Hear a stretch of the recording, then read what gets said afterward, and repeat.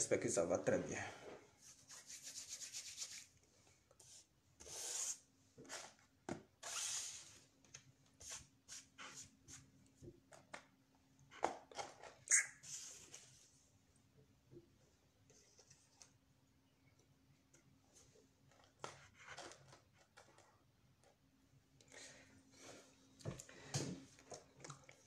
Ouais, pas que premier. Comment tu vas, frère?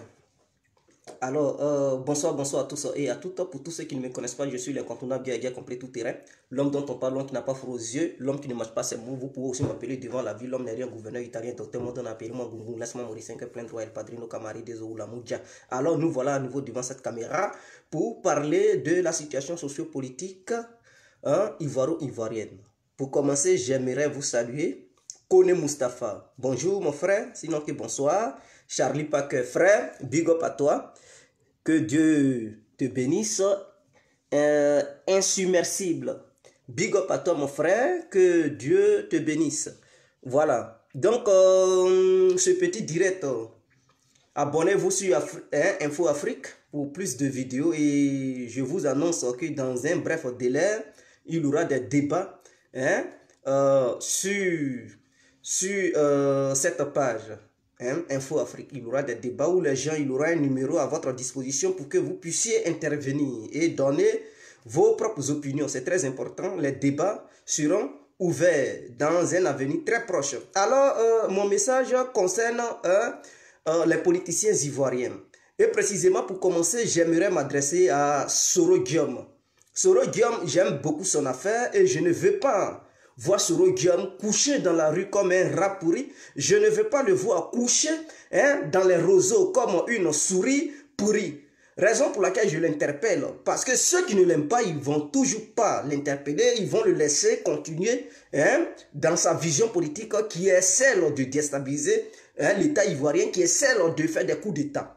Pour éviter sa mort, je lance un appel à son excellence, monsieur le président Guillaume Soro, de faire très attention. Si vous ne voulez pas mourir comme un chien couché dans une rue de la Côte d'Ivoire, s'il vous plaît, Yaya, revenez en arrière. Vous n'êtes pas encore vieux, vous êtes très jeune. Un jeune vaillant qui a des convictions politiques, qui a une vision politique, qui tôt ou tard réussira un jour à gouverner la Côte d'Ivoire. Trop pressé arrive tard. Ne soyez pas trop pressé, monsieur le président Guillaume Soro. Je vous demande, Yaya. Cette histoire d'écoute téléphonique, nous savons bel et bien que c'est une histoire récente. Ça ne date pas de 2017. C'est une histoire qui date de 2019. Il faudrait que les gens le sachent. Nous avons voulu vous défendre, raison pour laquelle on a dit non, c'était une ancienne écoute téléphonique. Mais nous le savons. Nous savons bel et bien que c'est récent. Cette écoute est récente. Donc, il ne sera pas la peine de dire vous avez le reste de cette écoute et que vous allez publier ça sur les réseaux sociaux pour que le plus grand nombre d'individus puissent écouter cela. Mais depuis, les gens vous attendent et rien ne voit le jour. Alors, en voyant cela, nous constatons que c'est du mensonge. Il n'y a rien derrière. Il n'y a rien derrière qui puisse faire trembler le gouvernement ivoirien. Voilà pourquoi nous vous interpellons à l'ordre. On vous interpelle à l'ordre, s'il vous plaît. Vous pouvez entamer des négociations. N'oubliez pas que vos deux frères, vos deux petits frères sont dans les mains du gouvernement ivoirien. N'oubliez jamais cela. Et en ayant une telle idéologie de déstabilisation, vous pouvez pousser le gouvernement à exécuter vos frères. Parce que quand tout est chaud, où c'est mélangé, confus et touffu, il y a des gens qui peuvent profiter de cette situation qui détestent déjà. Certains parmi eux détestent vos petits frères. Et ils vont profiter de ça pour les exécuter, leur donner la mort cadeau. Au nom de Guillaume Soro, pensez-y, pensez à vos frères. Ne faites pas n'importe quoi. Il ne faudrait pas que le pouvoir vous donne des ailes.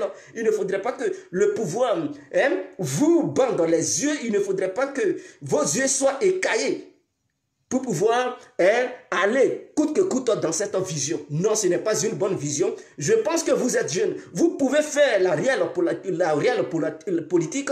Vous pouvez essayer de mettre des idées sur pied. Comment faire pour convaincre le maximum de jeunes Ivoiriens pour que ces gens puissent intégrer vos différents mouvements que vous avez créés, GPS, RACI et consorts. N'ayez pas des visions de déstabiliser le pays.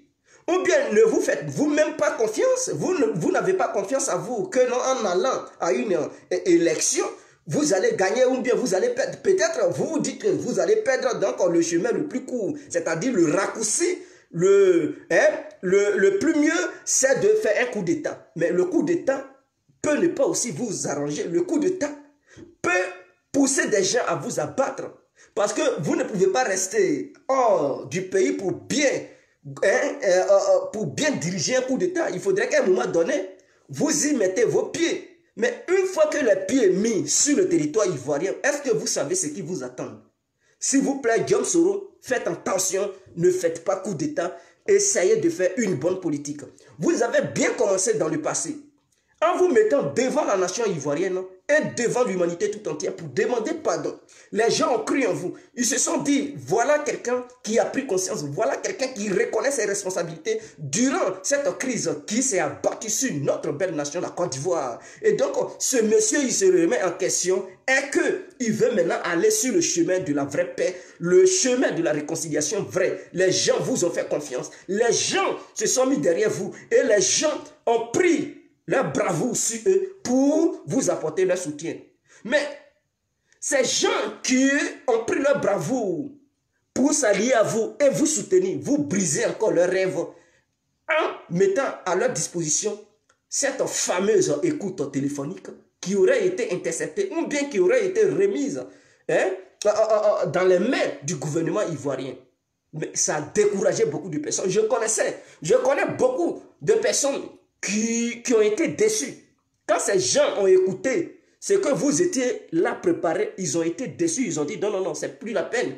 On ne peut plus suivre Soro Guillaume parce qu'ils ont été déçus. Ces gens-là, ils étaient en train de convaincre leurs proches. Ils étaient en train de convaincre leurs amis dans les différents villages, dans les différentes villes de Côte d'Ivoire, partout dans le monde, à ce que ces gens adhèrent au sein de l'un des mouvements créés par Guillaume Soro. Mais malheureusement, vous venez exposer ce que vous savez faire de bon, ce qui est le coup d'État. Ce que c'est que le coup d'État. C'est ce que vous venez exposer aux yeux du monde entier, que vous ne savez rien faire d'autre à part prendre les armes. Ce n'est pas bien, Guillaume Soro. Reprenez conscience, prenez conscience et essayez de réorienter votre politique. Je vous demande tout simplement et purement d'engager des négociations avec le gouvernement ivoirien. Rien n'est tard. Alors, engagez des négociations au nom de la paix, au nom de notre nation, au nom aussi de vos amis qui sont en prison aujourd'hui. Ces gens-là, ils ne voulaient pas de la prison. Eux, ils pensaient que tout allait bien se passer pour qu'ils puissent s'asseoir, avoir des gros postes autour de vous. Mais malheureusement, c'est vous qui avez amené cette idée. Je ne pense pas que vos amis qui sont sur le terrain ivoirien puissent avoir une telle idée. Non, ces amis comptent sur Guillaume Soro. Et leur pilier, c'est Guillaume Soro. Malheureusement, leur rêve a été brisé. Et ce rêve les a conduits au Newf. Alors Soro Guillaume, prenez conscience. Essayez d'engager les négociations pour libérer vos amis. Parce que je vous déconseille de lancer une offensive. Je vous déconseille de prendre les armes. Parce que prendre les armes et vouloir, coûte que coûte, les libérer par la force, vouloir déstabiliser l'État ivoirien, vouloir faire truc, vous risquez de perdre beaucoup de vos familles. C'est-à-dire, non seulement ces gens qui ont été emprisonnés, leurs familles sont exposées à vos manœuvres que vous allez faire. C'est-à-dire, si vous prenez les armes pour pouvoir déstabiliser la Côte d'Ivoire, non seulement ceux qui sont tes proches, qui sont aujourd'hui en prison, ont leur famille dans le pays. Et ces gens, leur famille risquent de payer cher. En dehors de ça, eux-mêmes, ils risquent de payer cher. Ainsi que vous, Guillaume Soro, votre propre, ou bien vos propres frères risquent de payer cher. Donc, pensez à tout ça et essayez d'entamer les négociations. Rien n'est à... Ce mandat qui a été lancé contre vous sera levé paisiblement. Vous pouvez négocier pour que le gouvernement ivoirien libère vos proches et vos frères pour essayer d'aller sur une nouvelle ligne politique qui va permettre à la Côte d'Ivoire d'être vraiment protégée, d'être vraiment stable et non une politique qui va conduire la Côte d'Ivoire à aller dans le chaos. Alors, ça, c'était ça, mon message vis-à-vis du président Guillaume Soro. Alors, je reviens sur les chefs militaires. Diagao, qui a pour épouse Et bien qui c'est, c'est-à-dire Mariam Traoré, je pense, si j'ai une bonne mémoire, c'est qui avait fait la vidéo qui faisait bien qui c'est. Ce Gagao est malade gravement. Il est hospitalisé ici en France, précisément à Paris. Il paraît que ses deux jambes ont été atteintes d'un truc, comment on appelle ça, cette maladie-là. C'est qui, on dit ça a tué Ouattara là. De diabète. Ces deux jambes ont été atteintes de diabète. Donc, ces jambes vraiment ne vont pas bien. Donc, pour cela, il est hospitalisé à Paris. Il y a d'autres informations qui m'ont été parvenues en disant que Morou Ouattara, qui est le petit frère de Ouattara, qui aurait déserté au sein de l'armée ivoirienne et aujourd'hui il se trouve au Burkina Faso. C'est-à-dire il allait se réfugier au Burkina. Nous ne savons pas qu'est-ce qu'il se reproche. Voilà, qu'est-ce qu'il y a et puis il fuit ce grade qu'on lui a donné au sein de l'armée ivoirienne. Je ne comprends pas pourquoi il laisse ce grade pour fuir pour aller au Burkina. Qu'est-ce qu'il y a au Burkina? Qu'est-ce qu'il a mis au Burkina? Sachant bien que dans l'histoire de la Côte d'Ivoire, tout est venu du Burkina. Le Burkina a été une base arrière pour la déstabilisation de la Côte d'Ivoire. Lui, il laisse son treillis, il laisse sa tenue militaire, il fuit, il part au Burkina. Il a mis quoi au Burkina? Voilà la question que les gens se posent aujourd'hui. Voici des vraies questions que les gens se posent. Alors mon message au président Alassane Ouattara, je lui dis, c'est un message que je lui envoie. S'il ne veut pas avoir une balle dans sa tête et se coucher en pleine rue de la Côte d'Ivoire, il ne faudrait pas qu'il laisse ses chefs rebelles s'enfuir de la Côte d'Ivoire. Parce que sortir de la Côte d'Ivoire au moins de telle potentialité, de telle grandeur se prépare en Côte d'Ivoire, c'est-à-dire l'élection présidentielle de la Côte d'Ivoire se prépare cette année 2020. Alassane, il regarde des chefs des Comzone sont. C'est-à-dire, c'est une erreur fatale. Il doit leur lancer un mandat d'arrêt international urgemment.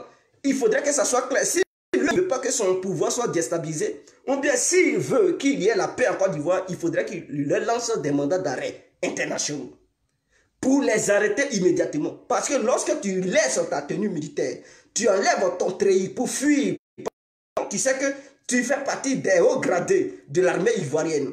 Et avec ce grade qu'on lui a donné, il laisse ça, il fuit pas au Burkina. Il cherche quoi? Morou Ouattara, petit frère de Ouattara, tu cherches quoi au Burkina? Le Burkina est devenu la Côte d'Ivoire, tu travailles pour la Côte d'Ivoire et non pour le Burkina. Tu pars chercher quoi au Burkina? Donc je demande au président Ouattara de lancer un mandat d'arrêt contre lui pour le ramener en Côte d'Ivoire. C'est la Côte d'Ivoire qui est bien pour lui. Il ne faudrait pas que les anciens chefs rebelles sortent du pays pour aller se loger dans les pays voisins, car une élection arrive. Cela va aussi de la sécurité du président lui-même, parce que ces gens, ils sont dangereux.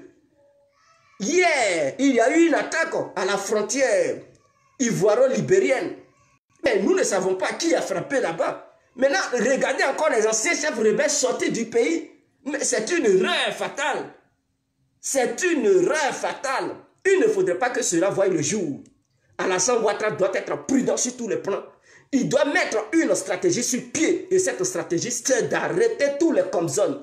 Je dis bien c'est d'arrêter parce que ce sont des gens qui ne sont pas clairs. Ils ne sont pas honnêtes, ils ne sont pas sincères. Ces gens-là, dans leur tête, qu'est-ce qu'ils voient? Leur idéologie, c'est de voir la Côte d'Ivoire sombrer encore dans le chaos. C'est des gens, ils ne peuvent pas suivre, c'est-à-dire quand ils sont à l'aise, et puis il n'y a pas de déstabilisation, il n'y a pas de guerre, ils ne sont pas à l'aise. Leur peau, leur gratte. Mais ils ont des palpitations.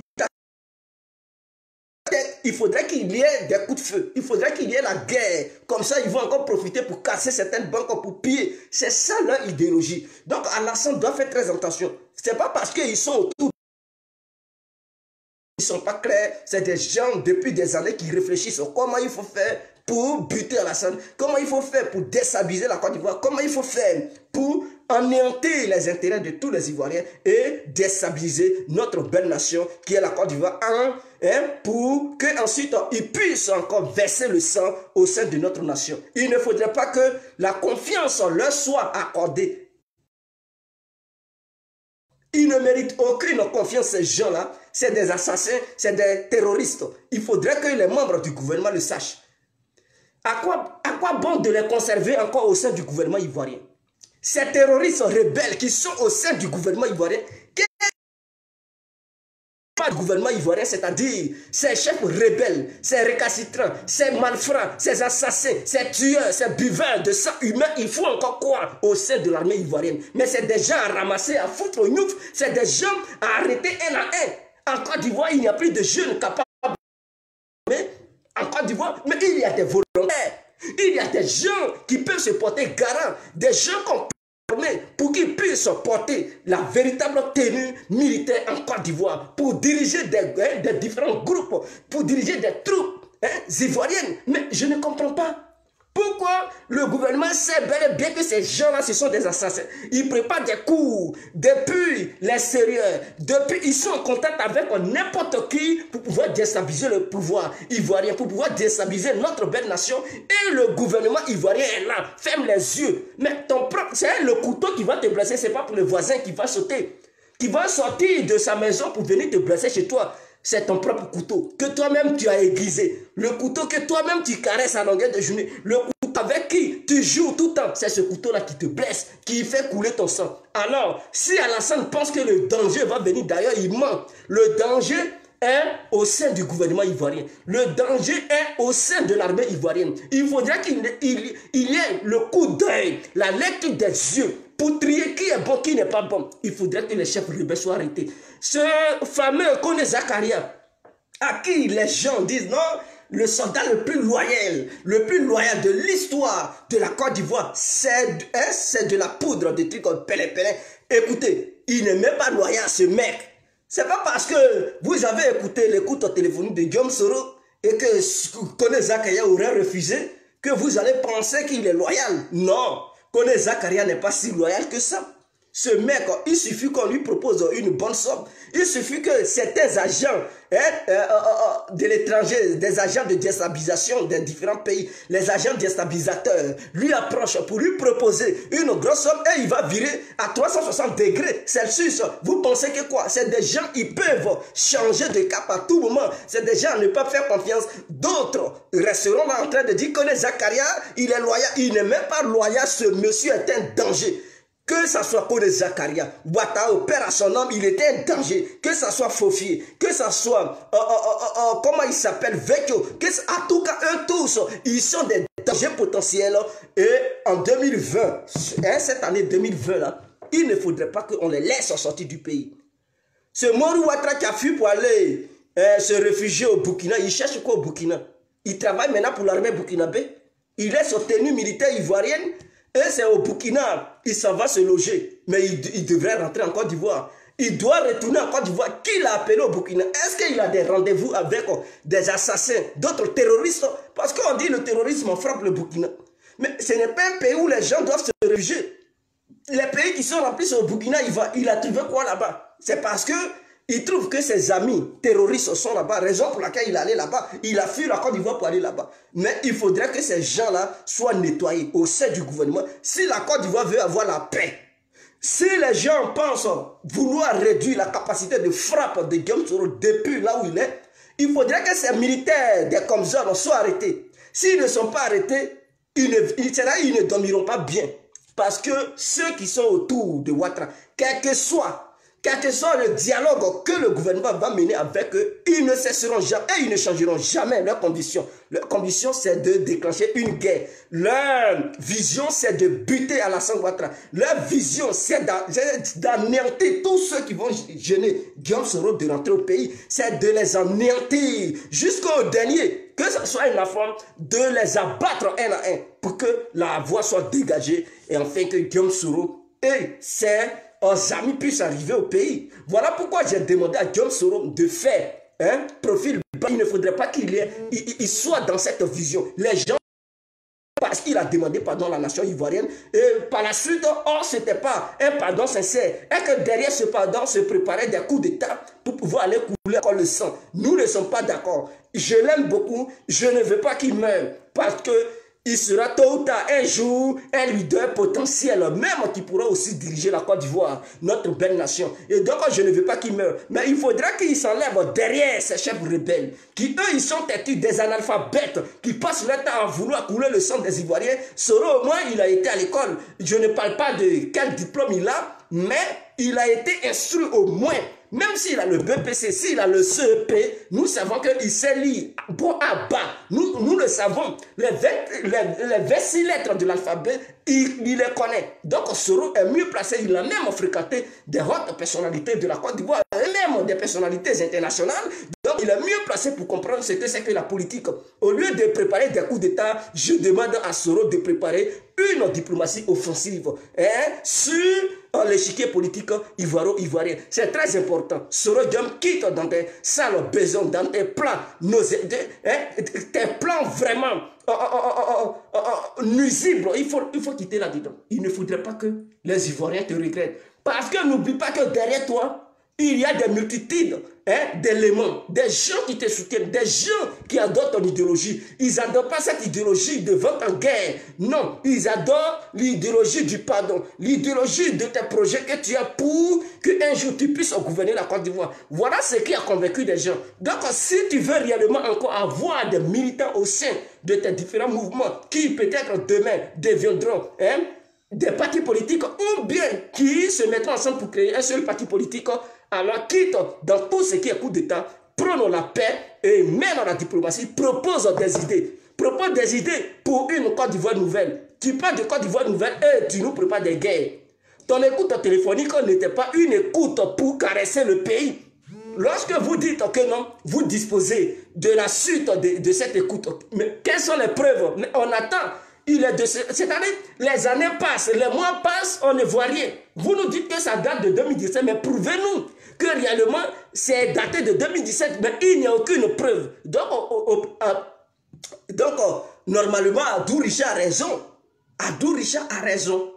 Et donc, ce que les gens ont donné au gouvernement ivoirien, ce n'était pas des mensonges, et que c'était une vérité absolue. Guillaume Soro, il faut changer. Il faut changer. Lors de cette première partie de la rébellion que tu avais faite en Côte d'Ivoire, tu n'es pas mort. Je dis bien tu n'es pas mort. De 2002 en 2010. Dieu merci, tu n'es pas mort. Tu ne peux pas dire Dieu merci. En 2010 encore, tu t'es mis dans l'histoire de guerre. Tu étais même le porte-parole. C'est toi qui donnais des ordres aux rebelles. Tout ça, Dieu merci encore, tu n'es pas mort. Tu ne peux pas dire, ah, Dieu est avec moi. Et qu'à un moment donné, il faudrait que ça prenne fin. Si Dieu m'a soutenu lors des premières épreuves, deuxième épreuve, et que je n'ai pas trouvé la mort là-dedans, il faudrait que vraiment, à un moment donné, je mette fin à mes sales besoins, car Dieu risque de me laisser un jour, car Dieu risque de me quitter, de m'abandonner. Non, tu ne comprends pas. Tu es toujours dans ces idées nuisibles, dans ces idées sardiques, pour essayer de tuer encore tes propres frères. Mais tu n'as pas pris conscience, Guillaume Soro. Tu n'as-t-il pas pris conscience? Quand on montre les squelettes des gens, quand on montre ça à la télé, et quand tu vois des gens qui sont morts, ils sont enterrés dans des puits, dans des fosses communes, dans des fosses cèdres, et jusqu'à présent, on commence, toujours il y a des charniers qui sont découverts. Mais Guillaume Soro, quand tu regardes ça là, qu'est-ce que ça te fait? N'est-il pas un humain? Ne comprend-il pas que des gens ont souffert pour ça? Même si ta famille n'a pas souffert. La preuve en est qu'ils ont arrêté simplement 2 de tes frères. Tu es là tapé partout. Tu es là crié sur tous les toits. Parce que tes frères te coûtent cher, n'est-ce pas? Tes frères là, tes petits frères te coûtent cher. Raison pour laquelle tu fais des tapades partout. La dictature de Ouattara, mais c'est parce que Ouattara a arrêté tes frères et tes amis. Donc ça te fait mal. Ça te fait mal. Mais imaginons un instant, ceux qui sont morts sous ta rébellion là, ce n'est pas 2 personnes, hein. Il y a même des familles même qui ont perdu, qui sont mortes totalement. Il y a certaines familles qui ont perdu même 10 personnes, 20 personnes en une fraction de minutes. Ces gens-là vont cautionner ça comment? Mais toi, ils ont arrêté simplement tes 2 frères, petits frères et tes amis. Alors, il doit avoir une éruption volcanique en Côte d'Ivoire. Pourquoi ils ont arrêté tes amis et tes frères? Ça te fait tellement mal. Mais les gens qui sont morts là, eux, ils n'ont pas aussi mal. Il faut arrêter ça, Guillaume Soro. Il faut arrêter ça. Il faut comprendre à un moment donné que les gens ont trop souffert lors de cette crise. Ta rébellion fait que la France a mis embargo sur toutes les banques de Côte d'Ivoire. Je te le dis. Parce que si tu travailles, on ne te paye pas. Tu pars à la banque, il n'y a pas d'argent. Tu manges comment? Si tu n'as pas d'argent, tu es gravement malade. Qui peut te soigner? Sachant bien qu'en Côte d'Ivoire, s'il n'y a pas d'argent, il n'y a pas de soins. À cause de ta rébellion, il y a eu même une mise en embargo sur les médicaments ivoiriens. En Côte d'Ivoire, aucun médicament ne rentrait. Et beaucoup sont morts. Sans parler de ceux qui sont morts par des balles chaudes, qui étaient tout droit dans les canons des Kalachnikov que tes éléments tenaient en main. Mais à un moment donné, il faut comprendre, les gens ont beaucoup souffert, se regardent, prends conscience, recule, et ton pardon, il faudrait que ça soit clair et sincère. Si tu demandes réellement le pardon, vous voyez que tu es clair et sincère, nous allons t'apporter un soutien. Nous allons t'apporter un soutien, nous allons convaincre nos amis qui sont proches de nous, nos familles, ainsi que nos connaissances, pour que ces gens-là puissent aussi adhérer au sein de tes mouvements. Mais non, tu ne le fais pas, tu nous mens. Et à un moment donné, tu changes, tu prépares des coups. Maintenant, si nous, on est déjà, ils vont dire, ah, on est mêlé à tes sales besoins. Mais nous ne voulons pas cela. On t'a vu en tant que quelqu'un qui s'est repenti. On t'a vu en tant que quelqu'un qui veut réellement le changement au sein de la Côte d'Ivoire. Alors, on a adhéré à ton idéologie. Nous t'avons apporté le soutien, mais on constate avec le temps que non, c'était un pardon vraiment voilé. Et que derrière ce pardon se préparaient des coups d'État. Se préparait le bain de sang humain ivoirien. Non, nous ne pouvons plus accepter ça, Guillaume Soro. Il faut prendre conscience. Et tous ceux qui sont autour de Guillaume Soro, ils doivent lui donner des conseils. Donner des conseils à Guillaume Soro pour qu'il laisse cela. Vous ne voyez pas Blé Goudé, malgré sa condamnation au sein de notre nation, la Côte d'Ivoire, peu importe sa condamnation, mais un jour viendra où la CPI abandonnera cela. Un jour viendra, il rentrera au pays. Même s'il a été condamné là-bas, un jour viendra où il trouvera aussi la liberté. Mais avec ce temps, avec cette patience lui permettra d'être un grand leader au sein de notre pays, un jour. Parce que là, tous les discours qu'il tient, c'est le pardon. Même si on le dit, qu'Alassane, le président ivoirien, à un cas dur, à un moment donné, il va comprendre. Il va dire, ah, le petit, depuis là, il ne fait que demander pardon. Le petit, il ne fait que prôner la paix. Il ne fait que prôner la réconciliation. À un moment donné, il peut prendre conseil, il peut dire, bon, Blé, malgré tout ce qui se passe, je connais ton passé et tout. Je sais combien de fois tu as mobilisé les gens. Et parmi les gens que tu as mobilisés, d'autres ont posé des actes. Peut-être tu n'avais pas le contrôle total sur ces gens-là. D'autres ont usé de leur propre influence pour aller poser des actes sans que toi, Blé, tu ne le saches. Ça, on peut comprendre cela. Et donc, parmi les jeunes patriotes, il y avait des miliciens que toi, Blé, même tu ne contrôlais pas. Parce qu'arrivé à un certain moment, quand tu contrôles un groupe, arrivé à un certain moment, les tensions sont assez que d'autres, ils s'en vont agir sans que tu ne leur donnes des ordres. Ils s'en vont faire n'importe quoi. Et c'est par la suite, après, on t'annonce que ah, telle personne a fait ça. Et tu t'énerves. Mais qui t'a demandé de le faire? Il va dire, ah, vieux père, j'étais trop en colère. Je ne pouvais pas vraiment retenir mes émotions. Voilà pourquoi j'ai agi.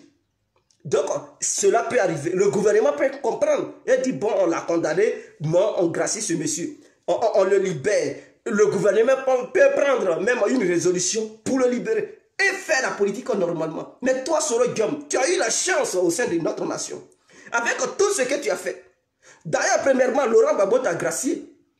De 2002 jusqu'en 2010 et tout ce que tu avais posé comme acte, avant 2010 plutôt, tu n'as pas été condamné avec tes chefs militaires, tes chefs de guerre, ces rebelles nauséabonds, ces rebelles notoires qui ont nui les intérêts de la Côte d'Ivoire, qui ont assassiné assez d'Ivoiriens. On ne les a pas condamnés. Au contraire, on les a graciés. Vous ne pouvez pas dire, ah, peut-être c'est Dieu qui a touché le cœur de Gbagbo. Et Gbagbo vous a permis de ne pas vous retrouver derrière les barreaux. Il était chef d'État. Hein? Il était le président de la République de Côte d'Ivoire. En son sein, il y avait les services de renseignement. Il avait les moyens financiers. Il pouvait même engager des mercenaires étrangers. Même les membres des services de renseignement étrangers. En leur donnant beaucoup d'argent pour dire empoisonnez-moi ceux-là.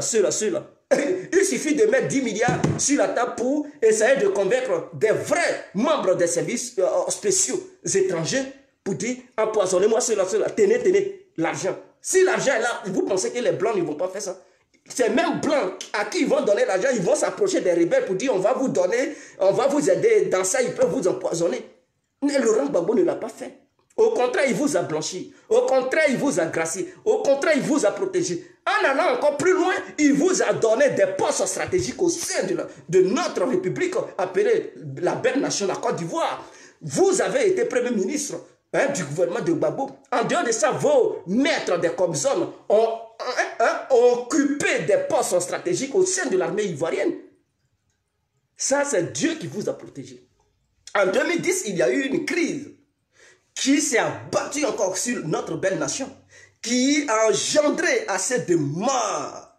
Des familles ont souffert, des familles ont pleuré, des familles ont été meurtries. Suite à ça, Guillaume Soro, rien ne vous est arrivé. Personne n'a jamais lancé un petit mandat contre vous. Pour dire, malgré tout ce qui s'est passé là, vous avez votre part de responsabilité. Qu'on veuille ou pas, Guillaume Soro, vous avez une très grande part de responsabilité dans cette histoire. Peu importe, les gens diront que c'est Laurent Gbagbo qui a tué. Je ne dis pas que Laurent Gbagbo n'est pas aussi responsable. Mais vous, Guillaume Soro, on ne peut pas vous épargner. On ne peut pas vous écarter suite à ces 3000 morts. Puisque vous étiez au devant d'un mouvement bien armé. Ce n'était pas un mouvement politique civil. Ce n'était pas un mouvement qui militait à main nue. Non, vous étiez devant un mouvement bien armé, lourdement armé, qui possédait des armes de guerre. Et dans ces armes, il n'y avait pas de bijoux. Ce n'était pas des bonbons qui étaient là-bas. Il se trouvait des balles, des plombs bien chauds. Et ces plombs-là, à un moment donné, ils ont appuyé sur la gâchette. Les gâchettes de leur Kalachnikov, les gâchettes de leur lance-roquettes, les gâchettes de leur chars. Et ces balles-là sont allées percuter des maisons, sont allées éventrer des populations civiles, ainsi que d'autres militaires. Mais dans tout ça, là, on dit Soro, il ne faut pas craindre quelque chose. Alassane, à son tour, il vous a protégé. Hier, c'était Gbagbo qui vous avait protégé. Aujourd'hui, c'est Alassane qui vous a protégé. Vous ne pouvez pas dire Dieu merci. Dans quel pays au monde vous pouvez voir ça, Guillaume Soro? C'est rare de voir ça. C'est-à-dire deux présidents qui ont deux visions différentes. L'un et l'autre vous donnent leur protection. Vous devez savoir que Dieu est avec vous. Et que tôt ou tard, un moment viendra où vous pouvez diriger le pays. Ça, ce sont les signes de Dieu. Mais en voulant trop abuser, Dieu aussi peut vous lâcher. Dieu peut vous abandonner. Et vous allez trouver la mort. Il va dire, mon fils, j'étais avec toi. Mais à un moment donné, tu n'as pas compris. J'ai montré des signes qui pouvaient te faire comprendre et te ramener à la raison pour dire, moi Dieu, j'ai été avec toi. Mais à un moment donné, tu abuses, tu as abusé. Et donc, ton heure est arrivée, je te lâche. Et tu vas mourir dans la rue comme ça. Ils vont te mettre une balle chaude dans la tête, dans la boîte crânienne. Je ne veux pas le voir. Je ne veux pas te voir mourir. Comme Gueye est mort. Je ne veux pas te voir mourir comme Boga Doudou aussi est mort. Les Boga Doudou ont été abattus en Côte d'Ivoire. Les Gueye Robin ont été abattus en Côte d'Ivoire. Les Marcelin Yassé ont été abattus en Côte d'Ivoire. Ils étaient couchés dans les rues. Comme des mouches sans propriétaire. Comme des porcs sans propriétaire. Toi, Dieu te donne la chance d'être encore toujours en vie. Mais laisse tes projets de déstabilisation, Guillaume Soro. Qu'est-ce que tu veux au juste? Veux-tu mourir d'abord avant de comprendre? C'est-à-dire, tu veux comprendre lorsque tu seras dans la mort. Ou bien tu veux comprendre lorsque tu seras dans un coma calamiteux. Mais je ne comprends pas. Mais ceux qui sont autour de Guillaume Soro, ils ne comprennent pas. Le malheur est en train de venir vers toi. Hier, tu avais toutes les choses. Laurent Gbagbo n'a jamais confisqué tes biens. Il n'a jamais voulu bloquer tes biens dans les comptes bancaires. Il n'a jamais voulu confisquer tes maisons que tu avais.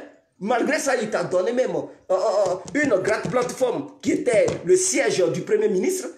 Tu as usé de ça. Et tu as encore renforcé ton influence. Tu te fais connaître partout parce que tu menais la diplomatie de la Côte d'Ivoire.